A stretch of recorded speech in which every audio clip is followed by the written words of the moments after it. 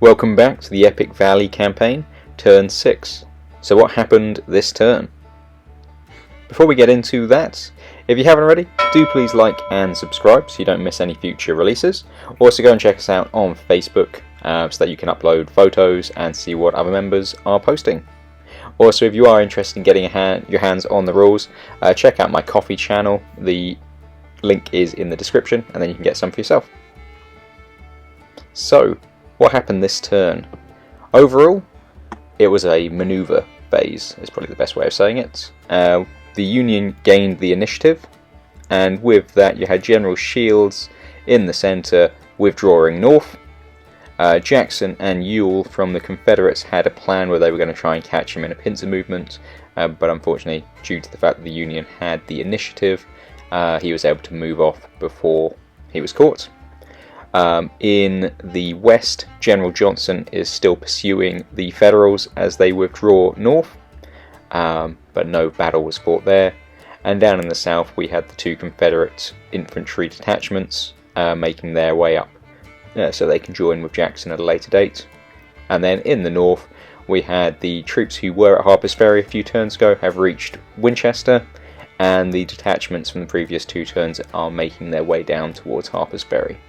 So overall, it was just manoeuvring and getting into better positions. So battles for turn 6, well, quite simply, there were none. So that's very easy. And so then now, what is the lay of the land at the end of the turn? As you can see there, again, it was more or less just that manoeuvre turn. We attempted, the Confederates that is, to have a battle down at Harrisonburg, but the Federals escaped. So you've got the Federals pretty strong in the north and the Confederates holding pretty strongly in the centre. Due to there not being any battles this turn, both forces just regained a few troops. There were a few losses to cohesion due to forced marches and random events, but overall nothing to write home about. Overall, it was more just regaining supplies and regaining cohesion. Now we get to the fun bit for turn 6, and that is options. Turn 7, Union. So option 1 sees our western forces withdraw back to Moorfield, which will be a good defensive position for them, whilst our troops in the north, including the reinforcements we're going to be getting through Manassas Gap, which is General McDowell, and at Hagerstown from Washington, they'll just be marching and crossing the river and getting themselves ready for future offensive actions. Option 2 is pretty well the same as option 1, with one notable difference, and that is that our troops who are currently in Winchester, instead of staying there, head west. That way hopefully they will be able to support and join up with the troops who are going to be moving into Mooresfield. That way we've got a good force in the west, whilst we're building quite a strong force over in the east and north.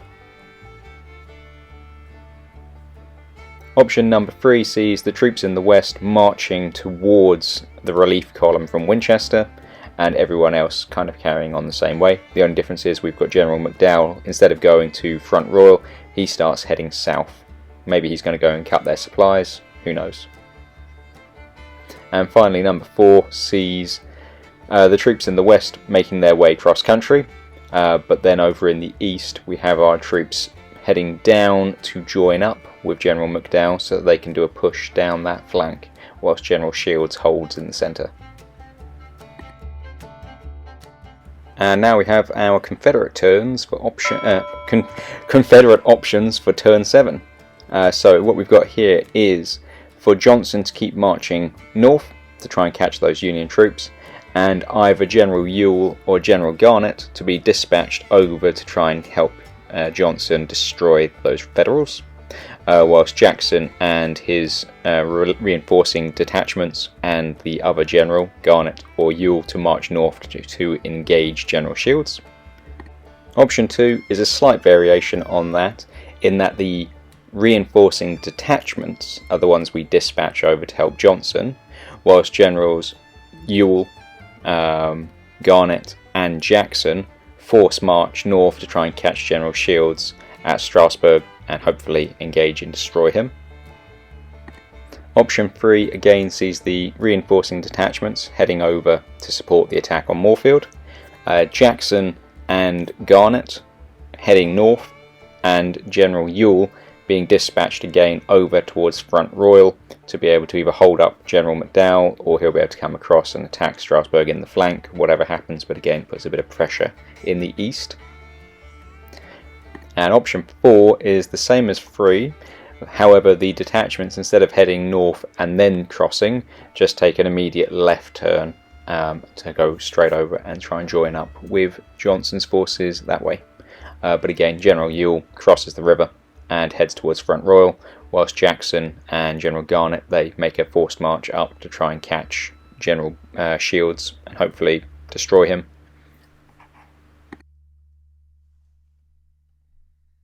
So if you head over to the community tab, the link will also be down in the description below. You can now go and vote on those as we speak, so to speak.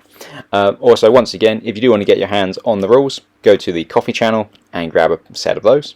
But that all said and done, I think the campaign is really ticking along nicely. Although there were no battles this turn, historically you had periods where it was all manoeuvre, so it's actually playing out pretty realistically, and I'm enjoying it. I hope you are too. And I'll see you next time, guys. Looking forward to seeing what the results are.